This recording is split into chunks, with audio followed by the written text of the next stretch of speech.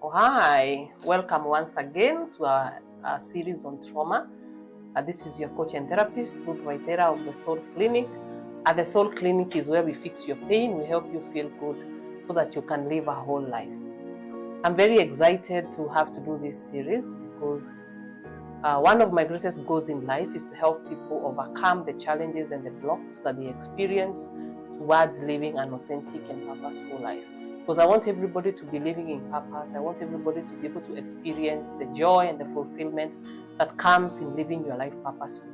So when I'm doing this series, I want to shed light to you and to what could be creating the internal blocks that maybe you're experiencing, or what things could be standing in the way of you living an authentic life. So we've been doing a series on trauma, and in the first episode, we looked at what is trauma. In the second episode, we looked at how unprocessed trauma forms your core beliefs and your identity. In the third episode, we looked at what we call adverse childhood experiences and how they influence how you show up in life today. And if you haven't watched those first 3 episodes, I encourage you to look up for their links in the comment section so that you're able to watch them and catch up with us so that we're able to proceed together. And now that we have talked a lot about trauma, and maybe you have heard and you've heard yourself here and there are experiences that relate to your life. There are things that I have mentioned that you felt like I was talking to you, because this happens a lot. I can teach on something and then somebody says, Ruth, that sounded like you were talking to me. So maybe you've gone through the first 3 episodes and you feel like there's something I said, or there's an issue that I talked about that resonates very well with you. Then you're wondering, okay, so what? There was a traumatic experience that I went through, or my childhood experiences may have shaped me in this and that way. They influence how I show up today. Maybe they're even standing in the way of the life that you want to have, in the beautiful life that you want to create, you want to live in purpose. But then you realize that there are these experiences that are standing in the way. So what do I do to heal? So in this episode, I want to look at what does it take to heal? What is the antidote for trauma, in short? Because you've been through an experience. You can't go backwards. You can't rewind what happened. You have these unprocessed and undigested life experiences.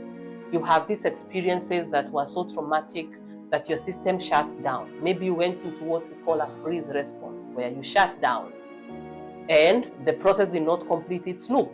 Then, am I doomed for life? What do I do? How do I make sure that I'm able to move forward? And I want to say that it takes feeling safe for you to be able to process traumatic events.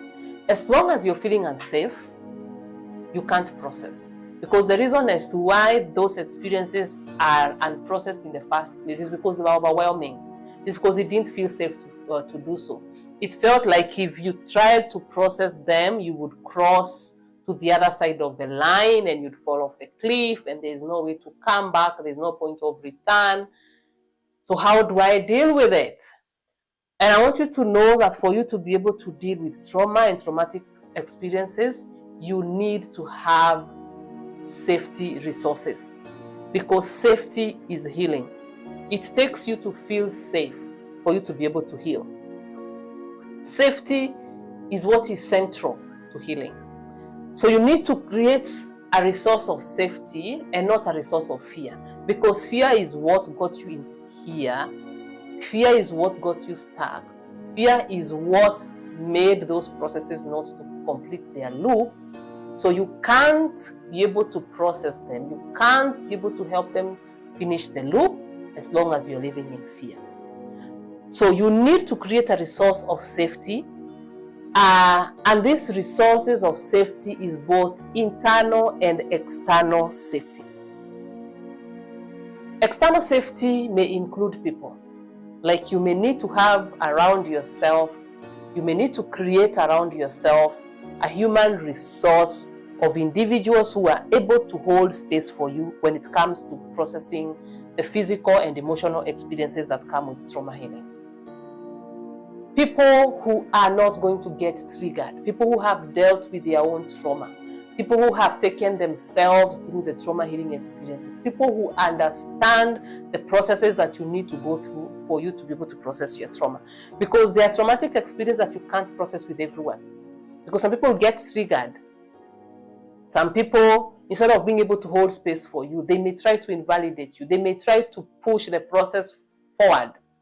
They are tired or they don't know how to deal with it, so they want to push you fast. Ikimbie haraka iishe.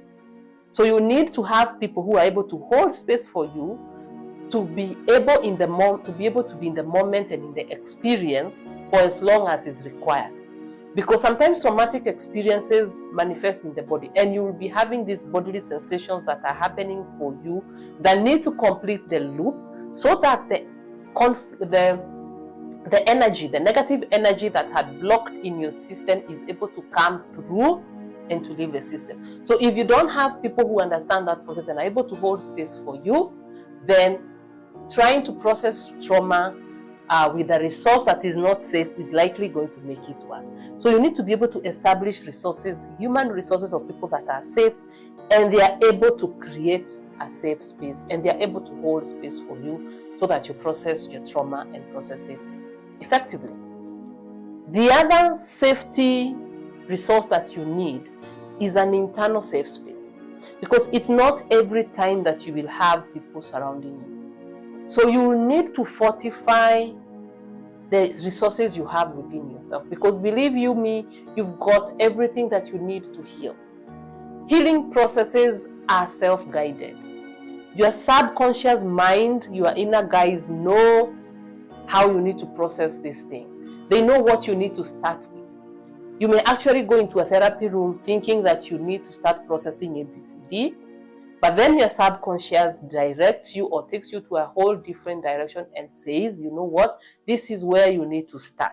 So you need to be able to go within yourself and mine out those resources for you and fortify them, strengthen them, bring them to awareness, bring them to consciousness, get leaning inwards, keep tapping into them, strengthen them, so that you are able to process your traumas, especially the day-to-day triggers and the day-to-day traumas that keep happening in your space. You don't have to always run to other people for them to support you. So you need to learn how to create that safe space for yourself. So you need to understand, what resources within me do I have that can help me process this? You need, for you to be able to heal properly, there's also a lot of challenging of belief patterns and thoughts that you need to have.